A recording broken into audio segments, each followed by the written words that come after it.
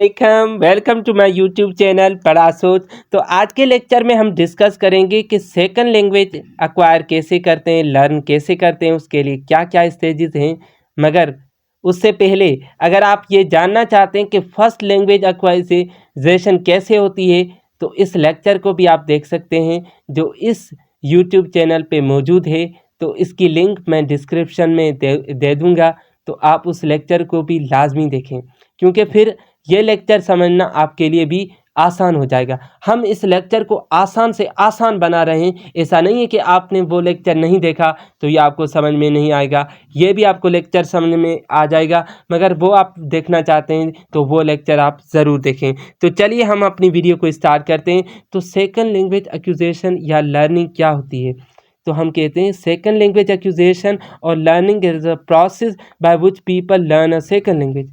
ये ऐसा अमल होता है जिसमें हम दूसरी ज़बान को एक्वायर कर रहे होते हैं। पहले तो हमारी जो ज़बान हम जब बच्चे होते हैं इन्वायरमेंट से, अपनी माँ से जो घर में ज़बान बोली जाती है तो उसको हम सीखते हैं, वो हमारी पहली ज़बान हो गई। मगर उसके साथ जो हम दूसरी जो ज़बान एक्वायर करते हैं सोसाइटी में, तो उसको हम कहते हैं सेकंड लैंग्वेज। तो SLA जिसका फुल फॉर्म ये है, एग्ज़ाम पॉइंट ऑफ व्यू से या आपसे क्वेश्चन पूछ सकते हैं या फुल फॉर्म पूछ सकते हैं। तो इसका मतलब है second language acquisition. Second language refers to any language learn in addition to person's first language, यानी किसी शख्स की पहली लैंग्वेज के साथ अगर दूसरी ज़बान सीखी जाए तो उसे सेकंड लैंग्वेज एक्विजिशन कहते हैं। ये थी सिंपल डेफिनेशन, हमने इसको देखा। मैंने एक्विजिशन लिखा है, आप लर्निंग यहाँ पे लिख सकते हैं। तो स्टेजेस कौन कौन सी हैं सेकंड लैंग्वेज एक्विजिशन में? तो दोस्तों इसमें 5 स्टेजेस हैं। पहली स्टेज है, यह है pre production. Pre production stage को हम साइलेंट पीरियड कहते हैं। साइलेंट पीरियड इसीलिए क्योंकि इसमें बच्चे के पास, स्टूडेंट के पास वोकैब तो होती है मगर वो बोलता नहीं, तो उसी लिए इसे हम साइलेंट पीरियड भी कहते हैं। इसमें रिसेप्टिव वोकैबलरी होती है स्टूडेंट के साथ। रिसेप्टिव वोकैबलरी तकरीबन 500 लफ्ज़ उसके साथ, तकरीबन इतनी वोकैब उसके पास होती है। मगर ऐसा नहीं है कि सारे जो लर्नर हैं वो साइलेंट पीरियड में होते हैं। कुछ ऐसे लर्नर, फास्ट लर्नर यानी जुडिशियस होते हैं, इतने चालाक और होशियार होते हैं कि वो बोलना शुरू कर लेते हैं। मगर हम जनरली कह रहे हैं कि जनरल जो स्टूडेंट्स हैं वो इस पीरियड पे नहीं बोलते, प्री प्रोडक्शन में। Output consist of imitation rather than creative language use.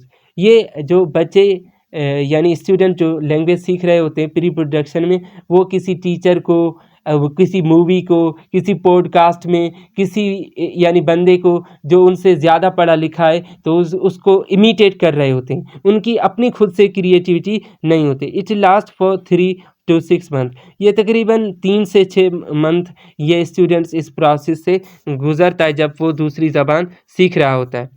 और फिर हमारे पास जो दूसरी स्टेज आती है वो है अर्ली प्रोडक्शन। अर्ली प्रोडक्शन में क्या होता है? Speak the short phrases of 1 or 2 words. इसमें तकरीबन 1 से 2 जो फ्रेजेस जो है वो स्टूडेंट्स आसानी से बोल सकते हैं। They can also memorise the chunks of language although they make the mistakes when using them. ये तकरीबन चंक्स कहते हैं टुकड़े टुकड़े, यानी टुकड़े टुकड़े वो जो है फ्रेजेस के बोल सकता है, लफ्ज़ों के बोल सकता है, मगर उसमें बहुत सारी गलतियां करता है इस स्टेज में। इसकी वोकैब तकरीबन, ये रिसेप्टिव और एक्टिव वोकैब दोनों इसमें के पास आ जाती हैं। तकरीबन इसके पास जो वोकैब आती है ये 1000 वर्ड्स की होती है। ये एग्जैक्ट नंबर नहीं है, ये आपको जहन में रखना है। किसी के पास 1200 भी हो सकता है, किसी के पास इस स्टेज में कम भी हो सकता है। वो होता है लर्निंग कितना क्यूरियस है, यानी कि सीखने के लिए कितना उसमें तजस्सुस है और वो कितना जो है इंटरेस्ट उसमें ले रहा है, उस पे डिपेंड करता है। ये भी तकरीबन 6 मंथ जो है ये स्टेज चलती है। फिर जो तीसरी स्टेज आती है वो है स्पीच इमर्जेंस। स्पीच इमर्जेंस जो है इसमें बच्चे के पास तकरीबन वोकैब जो आती है वो अराउंड 3000 वर्ड्स आती है। इसमें बच्चा जो है कम्युनिकेट कर सकता है using the simple question and phrases, यानी आसान से सवाल भी पूछ सकता है, पूछता है और फ्रेजेस इस्तेमाल करता है, कम्युनिकेट कर सकता है। और इसमें भी बच्चा जो है काफ़ी ग्रामेटिकल मिस्टेक्स करता है। ठीक है। और फिर चौथी जो स्टेज आती है उसे कहते हैं intermediate fluency.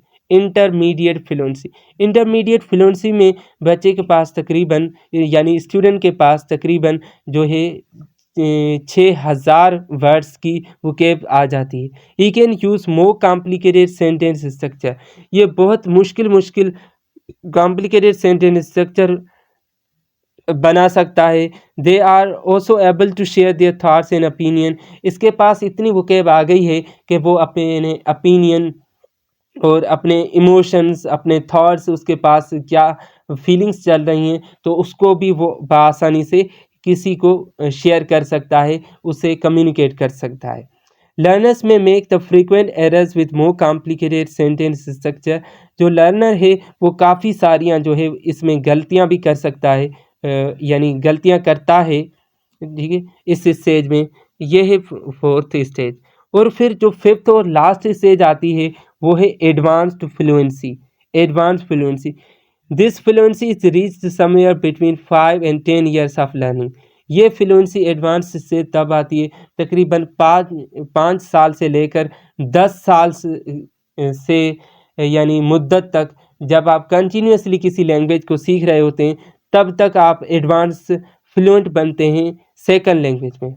Learners at this stage can function at a level close to native speakers. तो लर्नर की जो है ये स्टेज यानी ये जो फंक्शन कर रही होती है ये तकरीबन नेटिव स्पीकर के क्लोज होती है। तो ये हमने जो है 5 स्टेजेस देखी। पहली हमने इसको ज़रा सा हम रिकैप करते हैं, जल्दी इसको रिकैप करते हैं। तो पहली हमारे पास स्टेज थी वो थी प्री प्रोडक्शन, जिसमें तकरीबन उसके साथ पास जो है वो 500 लफ्ज़ होते हैं, इसे साइलेंट पीरियड भी कहते हैं। फिर दूसरी स्टेज अर्ली प्रोडक्शन थी और उसके बाद तीसरी जो स्टेज है वो स्पीच एमर्जेंस है और चौथी जो स्टेज है इंटरमीडिएट फ्लुएंसी है और जो पांचवी और लास्ट स्टेज थी वो एडवांस फ्लुएंसी थी। ठीक है, ये 5 स्टेजेस हैं जिससे गुज़र के जो है सेकंड लैंग्वेज एक्वायर की जाती है। तो आप अपने एग्ज़ाम में बआसानी से सीख सकते हैं और लिख सकते हैं और आप अपनी हाईएस्ट जो मार्क हैं वो एक्वायर कर सकते हैं। तो यहीं पे हमारा लेक्चर जो है एंड होता है। अगर आपको ये लेक्चर पसंद आया है तो अपने दोस्तों के साथ ज़रूर शेयर करें और हम लिंग्विस्टिक्स के और बीएस इंग्लिश के रिलेटेड जितने भी लेक्चर हैं अपलोड करते रहते हैं, तो आप वो भी ज़रूर लेक्चर देखा करें। ये जो आपको प्लेलिस्ट में मिल जाएंगे, हम लिंक इसकी डिस्क्रिप्शन में दे देते हैं, तो आप इस लेक्चर को ज़रूर जो है वो वॉच किया करें। तो मिलते हैं नेक्स्ट वीडियो में, तब तक के लिए अल्लाह हाफिज़। Thank you very much.